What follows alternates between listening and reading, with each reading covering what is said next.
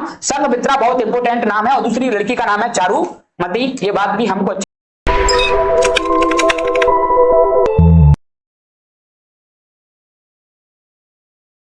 देखो जानते।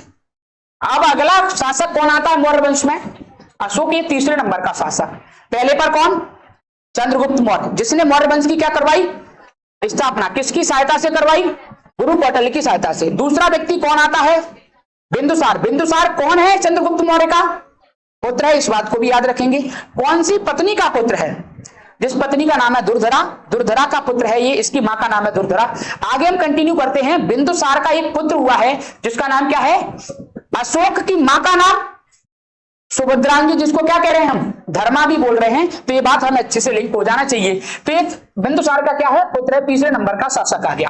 परिचय की बेटा हम बातचीत करना चाहें तो क्या बोलेंगे?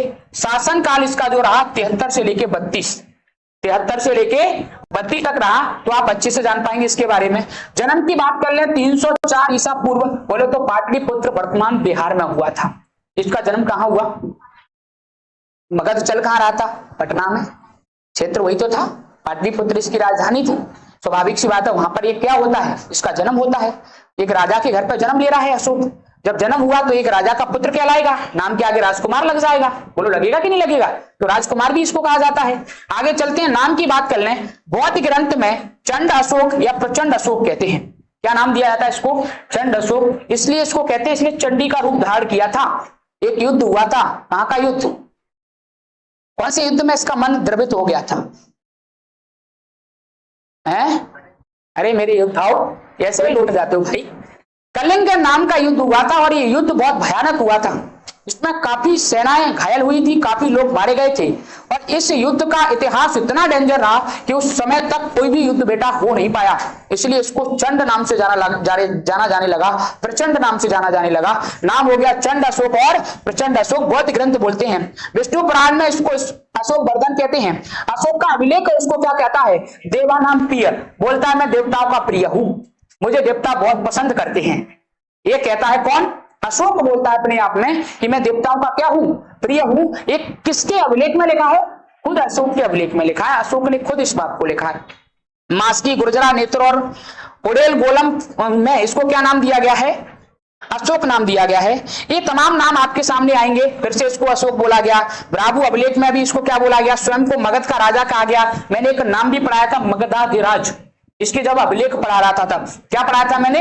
मगधाधिराज। बोले तो इसने अपने आप को मगध का भगवान या मगध का राजा साबित किया। बात समझ में आगे कि नहीं आगे? आगे चलते हैं। जूनागढ़ अभिलेख अशोक मौर्य के नाम से भी इसको जाना गया, क्योंकि मौर्य वंश का ही तो बेटा वंशज है ये, तो नाम के आगे क्या लग गया? अशोक मौर्य। 1837 में जेम्स फ्रांसिस के द्वारा प्राप्त ब्राह्मणी लिपि के द्वारा, ब्राह्मी लिपि जो थी उसमें इसको क्या बोला गया है? देवा नाम प्रियदर्शी, यानी देवताओं के समान प्रिय। ये बात भी इनको बोली गई है। तो काफी वर्ड बोले गए हैं इसके लिए, तो काफी नाम हमें इसके बारे में अच्छे से याद करना चाहिए। अशोक आपको दिखाई दे रहा है महान भारतीय सम्राट। क्या लगा है इसके नाम के आगे? महान भारतीय सम्राट या फिर महापुरुष कहा जाता है सम्राट अशोक। महापुरुष बेटा किसी के नाम के आगे ऐसे ही नहीं लगा दिया जाता। महापुरुष या महान पुरुष अगर किसी को कहा जाता है, यानी उसने अपने जीवन में जनता के लिए अच्छे काम करे होंगे, तब इसको महान बोला जाता है।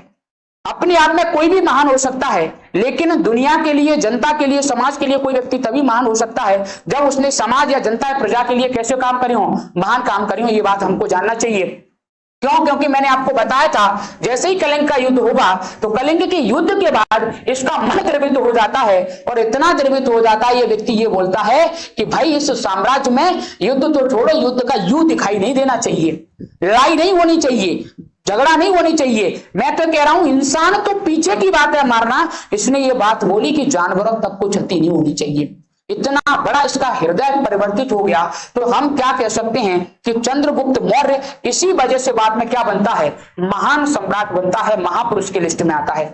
आगे हम चलते हैं बेटा इसकी कहानी में, आगे की बातों को कंटिन्यू करें। मैंने कहा आगे की बातें जो लिखी हैं, पिता इसके कौन रहे? बिंदुसार, आपको अच्छे से पता। माता का नाम सुभद्रांगी, जिसको धर्मा कहा जाता है। पत्नी कारुबाकी, महादेवी, पद्मावती, असंध मित्रा, तिस्रक्षिता। जब पापा खतरनाक तो बालक मां खतरनाक। बात समझे कि नहीं? बाप नंबरी तो बेटा कैसे अशोक मान जाता? एक हाथ शादी करके अशोक को क्या सुकून मिलता। उसके इतिहास में पिता का इतिहास 16 पत्नियों से जुड़ा हो। उसने कहा मैं का कमजोर थोड़ा ही हूं, मैं भी तो उसी पिता का पुत्र हूं। तो इसकी भी पत्नी आपको लाइन से दिखाई दे रही हैं। पुत्र भी इसके कुछ होते हैं, कुणाल, तीवर, महेंद्र, पुत्री, ये तमाम नाम है, लेकिन कुछ नाम इसके अपन ने यहाँ हाईलाइट करे हैं। पुत्री भी हुई है जिसका नाम है संघमित्रा। संघमित्रा का नाम आगे जुड़ेगा, इसलिए ये नाम याद होना चाहिए। क्या नाम? संघमित्रा, बहुत इंपोर्टेंट नाम है। और दूसरी लड़की का नाम है चारुमती। ये बात भी हमको अच्छे से याद रहनी चाहिए। इसी के साथ हम